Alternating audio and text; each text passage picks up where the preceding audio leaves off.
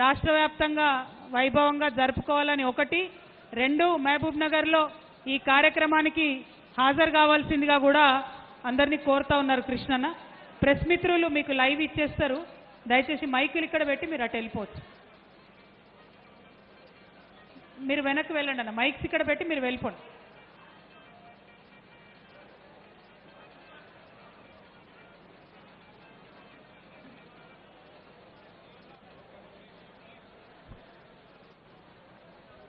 Thank you.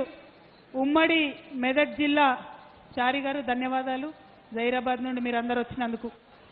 ఉమ్మడి మెదక్ జిల్లా round table సమావేశానికి మరి ఇప్పుడు సిద్దిపేట, సంగారెడ్డి జిల్లాల నుండి మెదక్ జిల్లా నుండి తరలి వచ్చినటువంటి బీసీ కుల బాంధవులందరికీ, జాగృతి కార్యకర్తలకు, యూపీఎఫ్ నాయకులకు కార్యకర్తలకు, బీఆర్ఎస్ పార్టీ నాయకులకు కార్యకర్తలకు, కేసీఆర్ గారి అభిమానులకు అందరికీ కూడా హృదయపూర్వకంగా నమస్కారాలు తెలియజేసుకుంటున్నాను. మరి ఈరోజు మీ అందరికీ తెలిసినటువంటి విషయమే, మనము తెలంగాణ రాష్ట్రం సాధించుకున్నదే సబ్బండ వర్గాలు సంతోషంతో ఉండాలని. అంతకుముందు మరి ఎన్నడూ కూడా ఎప్పుడు కూడా బీడీ కార్మికులను ఎవరు అడిగిన వాళ్ళు లేరు.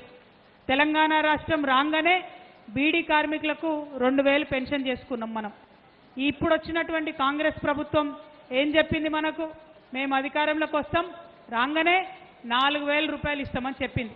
కానీ ఆ మాట ఇంతవరకు కూడా మాట్లాడుతున్నటువంటి పరిస్థితి లేదు. ఎందుకు ఈ మాట చెప్తున్నా అంటే, మెదక్ జిల్లా నిండా కూడా బీడీ కార్మికులు ఉంటారు. ఆ బీడీ కార్మికులలో 99% మంది కూడా బడుగు బలహీన వర్గాలకు సంబంధించినటువంటి మా ఆడబిడ్డలే ఉంటారు. వారి కోసమని ప్రత్యేకంగా కేసీఆర్ గారు ఆనాడు ఆలోచించి బీడీ పెన్షన్ పెట్టింది. కానీ ఇప్పుడున్నటువంటి ప్రభుత్వం బీడీ అక్క చెల్లెల గురించి ఒక్కటంటే ఒక్క మాట కూడా మాట్లాడతలేదు. ఇవాళ మెదక్కు వచ్చినాం కాబట్టి మెదక్లో పెద్ద సంఖ్యలో బీడీ ఆడబిడ్డలందరూ కూడా నాకు వినతి పత్రం ఇవ్వడానికి వస్తుండ్రు. మరి వారందరికీ కూడా నేను ధన్యవాదాలు తెలియజేస్తున్నా. మీ తరఫున మన పెన్షన్ను 2000 నుంచి వాళ్ళు చెప్పినట్టు 4000 చేయాలని చెప్పి నేను ముఖ్యమంత్రి గారిని, కాంగ్రెస్ ప్రభుత్వాన్ని కూడా డిమాండ్ చేస్తూ ఉన్నాను. దానికి సంబంధించి అవకాశం వచ్చినప్పుడు ఖచ్చితంగా అన్ని వేదికల మీద కూడా మాట్లాడతానని కూడా ఈ సందర్భంగా మీకు తెలియజేస్తూ ఉన్నాను. అదేవిధంగా మన బీసీ బిల్లుకు సంబంధించి మీ అందరికీ కూడా తెలుసు, 42% మనకు బీసీ బిల్లు కావాలని చెప్పి ఇక్కడ పెట్టుకున్నాం, కేంద్రానికి పంపుకున్నాం. నిన్నగాక మొన్న రేవంత్ రెడ్డి గారు పోయి వాళ్ళ బడే బాయ్ మోడీ గారిని కలవడం జరిగింది. కలిసినప్పుడు ఆయన 32 అంశాలు మాట్లాడిండు. అందులో మాత్రం బీసీల గురించి మాట్లాడలే.